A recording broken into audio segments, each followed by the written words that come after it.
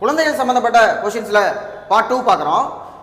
ஜனவரி 24 பார்த்தோம்னா national girl child டே, அதாவது பெண் குழந்தைகள் தினத்துக்கு ஒரு ஜனவரி 24 வச்சிருக்கோம். அப்படியே ஒரு மாசம் பிளஸ் பண்ணி பிப்ரவரி 24 பார்த்தோம்னா தமிழ்நாடு பெண் குழந்தைகள் தினம், ஜெயலலிதா அம்மையார் அவங்களுடைய பிறந்தநாள் பிப்ரவரி 24.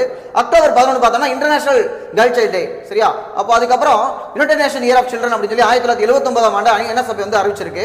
இதே 78ல பாத்தீங்கன்னா பெண்கள் ஆண்டு. அப்ப 78 பெண்கள் 79 குழந்தைகள் அப்படின்னு ஞாபகம் வச்சுக்கணும். பெண்களுக்கான மாநாடு பெய்ஜிங் நடைபெற்றது 94ல.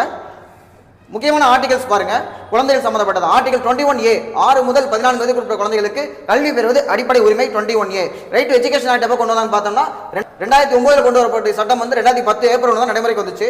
ஆர்டிகல் 45 6 வயசுக்கு முன்னாடி இருக்கக்கூடிய குழந்தைகள், ரொம்ப குழந்தையா இருக்காங்கல்ல, அவங்கள பால்வாடியில வச்சு பாத்துக்கிறோம் இல்லையா, ஏர்லி சைல்ட்ஹுட் 45 சொல்லுது. 51A பார்த்தோம்னா கடமைகள், அடிப்படை கடமைகள்ல பெற்றோர் அல்லது பாதுகாப்புடைய கடமை குழந்தைகளை படிக்க வைக்கிறது. இது 86 அமெண்ட்மென்ட் 2002 கொண்டு வந்தாங்க. குழந்தைகளுக்கான ஹெல்ப்லைன் நம்பர் என்னங்கிறத கமெண்ட்ல போட்டுருங்க. தேங்க்யூ.